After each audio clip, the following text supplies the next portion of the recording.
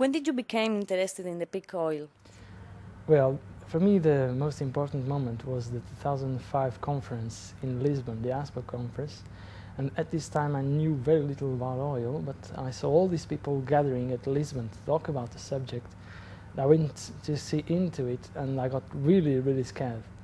And that led me to put up a website in Portuguese in the summer of 2005. Then I would join and would help founding ASPO Portugal in the beginning of 2006, and by later that year I would join the first theme that put together the oil drum Europe. And since then I've been trying to write the most I can and bring the most awareness I can on the subject, both in Portuguese and English. That makes you to be worried about it when you know it?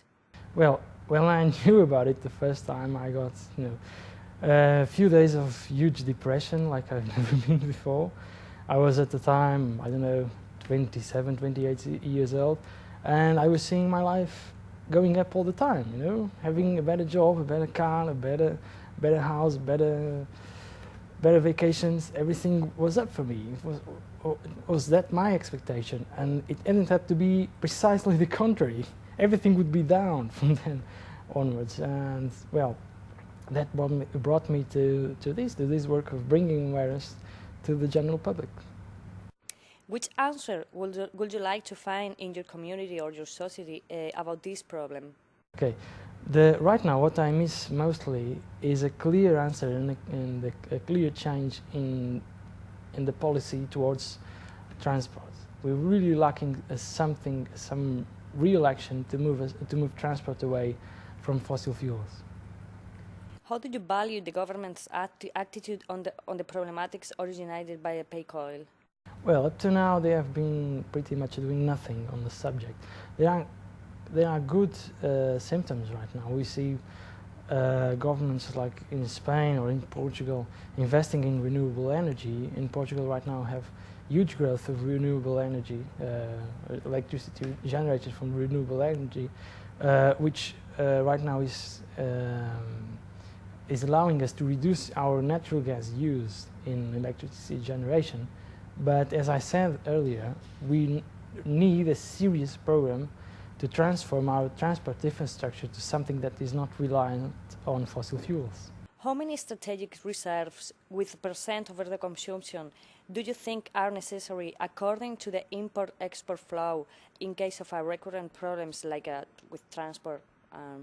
Well, I never studied that and I can't give you a number. What I can tell you is that building reserves is not a real answer to the problem. What we need to do is reduce our use of oil and fossil fuels in general. So building reserves is just postponing the problem. You have a reserve, you'll just have problems a bit later on, but you'll have those problems anyway. So the answer really is to have a real policy towards a reduction of oil use and fossil fuel use in general.